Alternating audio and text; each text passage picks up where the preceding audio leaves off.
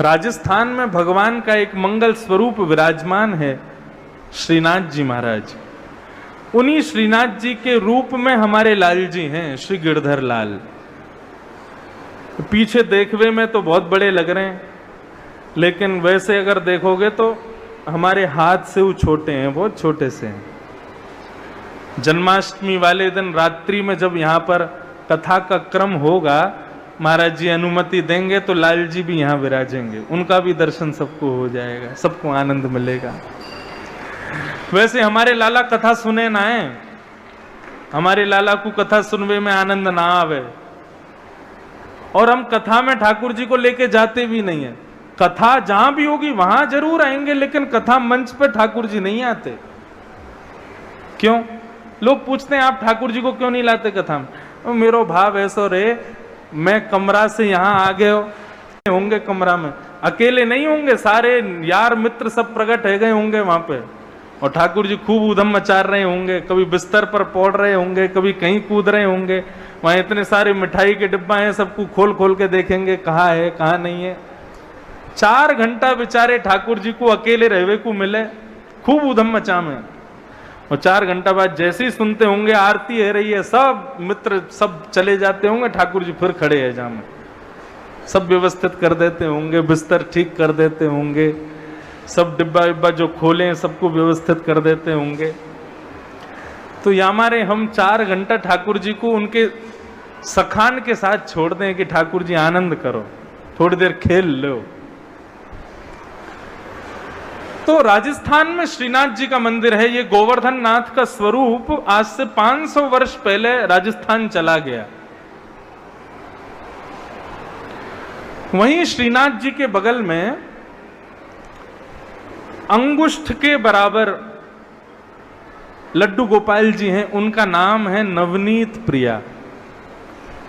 नवनीत कहते हैं मक्खन को, प्रिय कहते हैं जिसको प्रिय है, अच्छा लगता है, नवनीत प्रिय, तो उनका नाम नवनीत प्रिया। वो श्रीमद वल्लभाचार्य जी महाराज के ठाकुर जी हैं।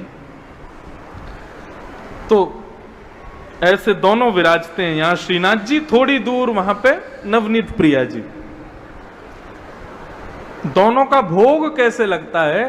तो वहां नियम है कि भोग की सामग्री बनकर के ठाकुर जी के सन्मुख आती है, लेकिन नवनीत प्रिया जो हैं वो उनकी सामग्री मंदिर में नहीं आती, वो सिंहासन सहित रसोई में जाते हैं, वहां बैठ करके भोजन करते हैं। ऐसी उस मंदिर की प्रथा है। और जितनी सामग्री बनी है बड़े बड़ी कढ़ाइयों में, बड़े बड़े परातों में, वो सब कढ़ाई परात ही ठाकुर जी के सामने रखी जाती है। ठाकुर जी को जितना प्रिय लगे, जितना बढ़िया लगे, उतना प्रेम से पाओ। और उसका नियम होता है, ठाकुर जी की पहले आगे वाली पंगत में मीठी सामग्री रखी जाती है, उसके आगे थोड़ी नमकीन सामग्री, फिर सब्जी रोटी आदि, इस प्रकार 56 भोग की तरह सामग्री सजाते हैं। तो आज पुजारी जी से गलती ये हो गई कि ठाकुर जी के सामने मीठी सामग्री की जगह उन्होंने कढ़ी रख दी, और कढ़ी के बाद में फिर मीठी सामग्री और नमकीन आदि वो सब आगे रख दिए, और ठाकुर जी के सामने भोग रख करके और किवाड़ बंद करके पुजारी जी वहां से चले गए। छोटे से ठाकुर जी सिंहासन पर बैठ करके भोग लगाते हैं। अब जैसे ही भोग का समय पूरा हुआ, पुजारी जी लौट करके आए, आकर के जैसे ही उन्होंने रसोई घर का दरवाजा खोला, भीतर प्रवेश किया, तो क्या देखा, सिंहासन पर ठाकुर जी हैं ही नहीं। अब छोटे से ठाकुर जी कहां चले गए? सब जगह खोजें, सामग्री उठा उठा करके देखें, ठाकुर जी कहीं ना मिले। अंत तो गत्वा इतनी भीड़ इकट्ठी हो गई, अरे भैया लाल जी कहां चले गए, ठाकुर जी कहां चले गए? पुजारी जी बोले एक काम करो, छन्नी लेकर के आओ, जितनी भी रसीदार यहां पर सामग्री है सबको छान छान के देखो कहीं ठाकुर जी गिर तो नहीं गए। सब छान छान के देखे, लेकिन जैसे ही कढ़ी को छाना उसमें ठाकुर जी मिल गए। पुजारी जी बड़े प्रसन्न हुए। पुजारी जी ने ठाकुर जी को हृदय से लगाया, बोले अरे लाल जी, आपको कढ़ी इतनी बढ़िया लगी, इतनी बढ़िया लगी कि कढ़ी में कूद गए। रसोई घर में जाकर के कह दिया, भैया कल से रोज कढ़ी बनेगी। हमारे ठाकुर जी को कढ़ी बहुत बढ़िया लगी। अब तो रोज कढ़ी का भोग लगे और कढ़ी ठाकुर जी के सामने रखी जाए। 1 दिन, 2 दिन, 5 दिन, 10 दिन, 15 दिन तक रोज कढ़ी ठाकुर जी को खिला रहे हैं। एक दिन रात्रि में जैसे ही पुजारी जी सोने के लिए अपने कक्ष में गए तो ठाकुर जी उनके स्वप्न में प्रकट हो गए और रोने लगे जोर जोर से। पुजारी जी बोले, ठाकुर जी आप रो क्यों रहे हो? हे लाल जी, मुझसे कोई अपराध है गयो? आप रुदन क्यों कर रहे हो? मेरी सेवा में कोई कमी नहीं, बताओ। ठाकुर जी बोले, 15 दिना है गए, 15 दिना से रोज मुझको कड़ी खवाए रहे हो। मैं थक गयो, मैं हार गयो, परेशान है गयो कड़ी खा खा के। अरे लाल जी, हमने तो यूं जानी वादना आप कड़ी में कूद गए, आपको इतनी बढ़िया लगी तो हमें लगी आपको कड़ी पसंद होगी, हमारे रोज कड़ी बना रहे हैं। ठाकुर जी बोले, मोको कड़ी पसंद है, या हमारे कड़ी में ना कूदो मैं तो काय को कूदे फिर? बोले, मैं यामारे कूदो क्योंकि आपने मीठी सामग्री खीर मोसो दूर रख दई। मैं वाकू खावे के काजे जैसे ही उतरो तो कड़ी में गिर गए हो और आपको ऐसा लगे कि मुझको कड़ी बहुत पसंद है, या हमारे आप रोज मुझको कड़ी खवा रहे हो। अरे मैं तो खीर खावे के काजे बढ़ो, लेकिन बीच में ये निगोरी कड़ी पड़ गई, वहां मैं गिर गए हो, मैं डूब गए हो वही में। तब से आप रोज मुझको कड़ी खवाए रहे हो, लेकिन मुझको कड़ी नहीं, मुझको तो मीठो पसंद है, मुझको मीठो पवाए करो। पुजारी जी रात में उठ करके इतना रोए, सुबह उठते ही आज पूरी सामग्री मीठी बनाई, रोटी भी मीठी, पूड़ी भी मीठी, सब मीठा ही मीठा बनाया। ठाकुर जी को मीठो बहुत भाव है, तो इसलिए ठाकुर जी के भोग में मीठी सामग्री जरूर रखे करो, ठाकुर जी को भाव है। अब तो गर्गाचार्य जी महाराज ने बढ़िया खीर बनाई और खीर बना करके ठाकुर जी के सन्मुख रख करके अपने शालिग्राम भगवान के सामने रख करके और गर्गाचार्य जी महाराज नेत्र बंद करके माला जपने लगे। जब तक एक माला पूरी नहीं होती तब तक वो भोग रखते ठाकुर जी के सामने। त्वदीयं वस्तु गोविंद तुभ्यमेव समर्पयेत् ग्रहाण सुमुखो भुक्त्वा प्रसीद परमेश्वर। अब गर्गाचार्य जी ने खीर तो रख दी, आंख तो बंद कर ली, लेकिन उस खीर की सुगंधी भीतर खेल रहे नंद नंदन को आने लगी, नन्हे से कन्हैया को आने लगी। खेलते खेलते कन्हैया रुक गए। बलराम जी बोले, लाला कहाँ गए हो, रुक क्यों गए हो? ठाकुर जी बोले, अरे भैया आज देखियो एक भक्त आए हो हमारे यहाँ गर्गाचार्य। बोले अच्छा, तो फिर बोले वहां ने बड़ी बढ़िया वाली खीर बनाई है और खीर बना के भोग लगावे के काजे मुंह को बुलाए रहे हो है, आप आज्ञा दो तो मैं जाके खाऊं। बलराम जी बोले, लाला जल्दी जा और जाके खूब प्रेम से पइयो, और यदि बढ़िया लगे तो मोको भी बुला लियो, मैं भी तेरे संग खाऊंगा। ठाकुर जी बोले ठीक है। और गुटमुन चल करके ठाकुर जी गए और बाहर जाकर के गर्गाचार्य जी के शालिग्राम भगवान के सामने रखे हुए खीर के पात्र को उठा करके ठाकुर जी उसको पाने लगे प्रेम से। जैसे ही पाने लगे, गर्गाचार्य जी ने यहाँ पर अपनी माला पूरी करी, जय हो मेरे शालिग्राम भोग पूर्ण भयो। जैसे ही नेत्र खोल के देखा तो ठाकुर जी के सामने तो खीर का पात्र है ही नहीं।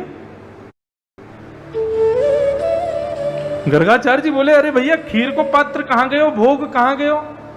इतने में ही देखो थोड़ी दूर नन्हे से बाल कृष्ण हाथ में खीर को पात्र लिए, पूरे मुंह पे खीर लगी हुई है और प्रेम से मुस्कुरा करके खीर पा रहे हैं। 2 दतुइयां ठाकुर जी की दिखाई दे रही हैं, खिलखिल करके हंस रहे हैं और खीर पा रहे हैं। गर्गाचार्य जी पहले तो मुस्कुराए और फिर मुस्कुरा करके यशोदा को बुलाए। अरे यशोदा मैया निक सुनियो। यशोदा मैया दौड़ी दौड़ी आई, कहा भयो महाराज? बोले तुम्हारे नेक से लाला ने हमारे ठाकुर जी को भोग झूठो कर दियो, खा गयो सबरे भोग है। अब तो मैया दोबारा खीर बनानी पड़ेगी, दोबारा गोबर को चौका लगाना पड़ेगा, दोबारा से सब व्यवस्था करनी पड़ेगी, तुम्हारे लाला ने झूठो कर दियो। यशोदा मैया बोली, बाबा क्षमा कर दियो, लाला ने छोटो है, मीठी वस्तु देख ले तो याते रहो ना जाए, खा जाए वाकु तुरंत। आप दोबारा बनाओ और मैं सब व्यवस्था कर दूं। फिर से व्यवस्था की, फिर से खीर बनाई, फिर से ठाकुर जी के सामने रखी। यशोदा ने ठाकुर जी को पकड़ करके फिर से भीतर आंगन में बलराम जी के पास छोड़ दिया। बलराम जी बोले, लाला कैसी लगी खीर? बोले, भैया खीर तो बहुत बढ़िया ही, बहुत मीठी, लेकिन भक्त बहुत बेकार है। बोले, क्यों? बोले, भोग बनावे के, भोग लगावे के काजे मुंह को बुलावे, लेकिन मैया से फिर मेरी शिकायत कर दे। कोई बात ना लाला, तू तो भक्त वत्सल है ना, कृपा कर दे। ठाकुर जी फिर खेलने लग गए। अब गर्गाचार्य जी ने फिर से खीर बनाई, ठाकुर जी से क्षमा मांगने लगे। बोले, जय हो भगवान, नन्नो बालक है, वासे अपराध है क्यों, आप क्षमा करो, आप फिर से भोग लगाओ। फिर से भोग पधरा करके जैसे ही माला जपने के लिए बैठे, ठाकुर जी भीतर खेलते खेलते फिर रुक गए। बलराम जी बोले, लाला अब कहां गए हो? बोले, भैया भक्त ने फिर से खीर बनाई है और फिर से बुला रहा हूं मुकू, और अब की बार मिश्री कछू ज्यादा डाल रही है, ज्यादा सुगंधी आ रही है मुकू। तो लाला कहा करेगा? बोले, एक बार और खायाऊं? बोले, जा खा के आ। ठाकुर जी फिर से गुटमुन चल करके गए और जाकर के गर्गाचार्य जी के ठाकुर जी के सामने रखी खीर का पात्र फिर से उठाया और फिर से ठाकुर जी पाने लग गए। गर्गाचार्य जी के अब की बार नेत्र खुले, जैसे ही देखा कि खीर का भोग फिर से खा लिया बालक ने। अब तो उनको गुस्सा आ गया। यशोदा, हम जा रहे हैं अपने ठाकुर जी को लेके, कहीं और रहेंगे। अरे महाराज आप ऐसे क्यों कर, देख तेरो बालक बार बार आके हमारे भोग को झूठो कर दे, ठाकुर जी के भोग को झूठो कर दे, उच्छिष्ट कर दे। हम यहां नहीं रहेंगे, हम कहीं और रहेंगे जाकर के, हम जा रहे हैं अपने ठाकुर जी को लेके। यशोदा मैया चरणों में बैठ के बोले, नहीं महाराज क्षमा कर दो, लाला हमारो थोड़ा ऊधमी है, नेक चटोरो है, खा गए हो, क्षमा कर दो। मैं आपको कमरा में बंद कर दूंगी, अब के नहीं आवेगो, आप फिर से बनाओ। ठाकुर जी को उठा करके कमरा में ले गई मैया, कमरा में जाकर के गेट बंद कर दियो और यहां दोबारा सामग्री देकर के गर्गाचार्य जी को पूर्ण व्यवस्थित किया।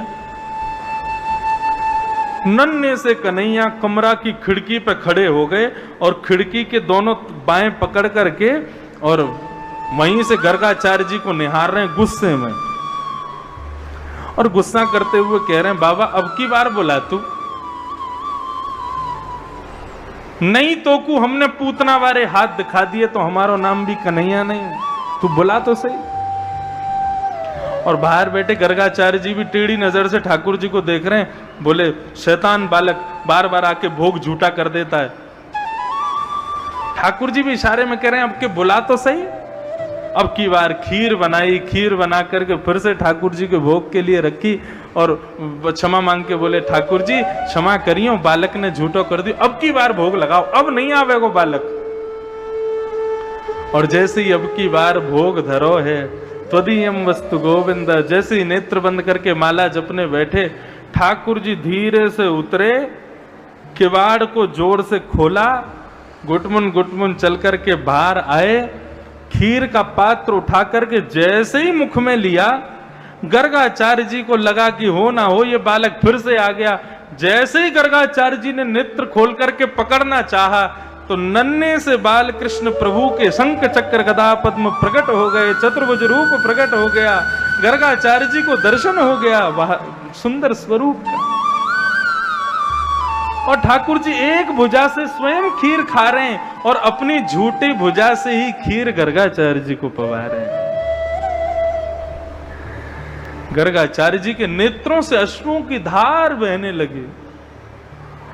ठाकुर जी के चरणों में प्रणाम किया, बोले, भगवान मुझे क्षमा करें, मैं आपके रूप को पहचान नहीं पाया। भगवान बोले, ये रूप हमने इसलिए दिखाया है कि कल जब तब तुम हमारी जन्मपत्री बनाओगे तो तुमको सब पता चल जाएगा कि हम कौन हैं। और कहीं तुमको पता चल गया और तुम्हारा यशोदा मैया के सामने मुंह खुल गया तो इसलिए हमारा दर्शन अभी कर लो, लेकिन कल शांत रहना, यशोदा मैया को मत बताना मैं कौन हूं। यदि तुमने मैया को बता दियो कि मैं भगवान हूं, मैं साक्षात नारायण हूं, तो मैया को जो प्रेम है मुंह से, मैया को जो वात्सल्य है मुंह से, वो वात्सल्य खत्म है जाएगा। मैया फिर भगवान मान करके मुंह को भजेगी, वो मैं ना चाहूं गर्गाचार्य। या मेरे या रूप को कोई को वर्णन मत करियो। गर्गाचार्य जी ने ठाकुर जी को प्रणाम किया।